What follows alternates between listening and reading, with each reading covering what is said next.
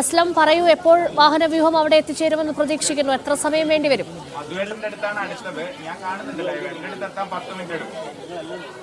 രേഷ്മ, അല്പസമയത്തിനകം തന്നെ പ്രധാനമന്ത്രി നരേന്ദ്രമോദിയുടെ വാഹനവ്യൂഹം മേപ്പാടി വഴി ചൂരൽമലയിലേക്ക് കടക്കും. അല്പസമയം മുമ്പ് കൽപ്പറ്റ CKMJ സ്കൂളിൽ നിന്നും വാഹനവ്യൂഹം പുറപ്പെട്ടിട്ടുണ്ട്. അല്പസമയത്തിനകം തന്നെ ഇവിടെ കൽപ്പറ്റ നിന്നും മേപ്പാടി വഴിയുള്ള ദൂരം വന്നു. അത് 9 കിലോമീറ്ററാണ് ഉണ്ടാവുക. അത് വളരെ വേഗത്തിൽ തന്നെ എത്തും. തുടർന്ന് അവിടെ നിന്ന് മേപ്പാടിയിലേക്ക് തിരികെയാണ് ചെയ്യുക. ആ സ്ഥലങ്ങളിലൊക്കെ തന്നെ നമുക്ക് നമ്മുടെ റിപ്പോർട്ടേഴ്സ് അവിടെ സേഫ് ആയിരിക്കും. ഒരുപക്ഷെ ആദ്യം പ്രധാനമന്ത്രിയുടെ ആ വാഹനവ്യൂഹം കാണുക. തുടർന്ന് അങ്ങോട്ട് പിന്നെ ചൂരൽമലയിലേക്കുള്ള യാത്ര നമുക്കറിയാം. നമുക്ക് ഒരുപക്ഷെ ഈ ദുരന്തമുണ്ടായ അന്നു മുതൽ തന്നെ നമ്മളും എല്ലാ രക്ഷാപ്രവർത്തകരൊക്കെ തന്നെയും പൊയ്ക്കൊണ്ടിരിക്കുന്ന ഒരേ ഒരു വഴിതാണ് മേപ്പാടിയിൽ നിന്നും ചൂരൽമലയിലേക്കുള്ള ഒരു 12 കിലോമീറ്റർ ദൂരം അദ്ദേഹം ഇതിലൂടെ കടന്നു പോകും. നേരത്തെ വ്യോമ മാർഗത്തിലൂടെ വ്യോമ നിരീക്ഷണം അദ്ദേഹം നടത്തിയിരുന്നു. കൃത്യമായി തന്നെ ആ ഒരു ഉരുൾപൊട്ടലിന്റെ വഴിയാകെ തന്നെ അദ്ദേഹം ആകാശ ദൃശ്യങ്ങളിലൂടെ അദ്ദേഹം നേരിട്ട് കണ്ടു. തുടർന്ന് അങ്ങോട്ട് ഇനി ചൂരൽമല എന്ന ദുരന്ത ബാധിത മേഖലയിൽ നേരിട്ട് അദ്ദേഹം എത്തുകയാണ്. നേരിട്ട് കാര്യങ്ങൾ വിലയിരുത്തുകയാണ്. അദ്ദേഹത്തിന്റെ വാഹനവ്യൂഹം അല്പസമയത്തിനകം തന്നെ ഇതിനകത്ത് കടന്നുപോകും. ഈ ഒരു സന്ദർശനം വളരെ പ്രധാനപ്പെട്ടതാണ്. രേഷ്മ, സംസ്ഥാന സമയത്തോളം വലിയ പ്രതിസന്ധിയിൽ വയനാട് ഈ ഒരു ദുരന്തം കേരളം ഇതുവരെ കണ്ടതിൽ ഏറ്റവും വലിയ ഉരുൾപൊട്ടൽ ദുരന്തത്തിൽ ഏർപ്പെടുന്ന ഞങ്ങൾക്ക് സംസ്ഥാനത്തിന്റെ സമയത്തോളം ഇതിന്റെ പുനർനിർമ്മാണത്തിന്, ഇതിന്റെ ദുരിതബാധിതരെ പുനരധിവസിപ്പിക്കുന്നതിന് വലിയ സാമ്പത്തിക ചെലവ് വരുന്നതാണ്.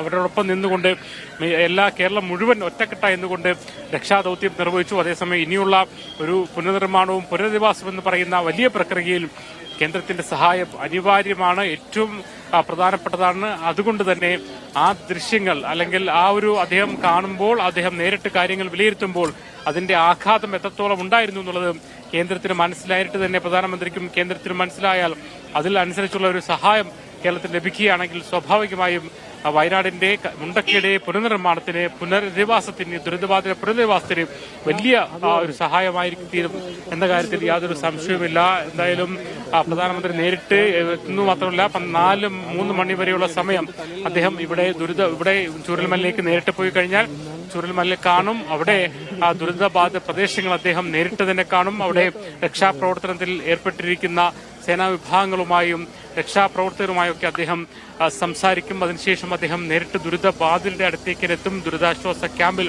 സെന്റ് ജോസഫ് സ്കൂൾ ഉള്ള ദുരിതാശ്വാസ ക്യാമ്പിലെത്തിയ ദുരിതബാധിതരെ അദ്ദേഹം നേരിട്ട് തന്നെ കാണും.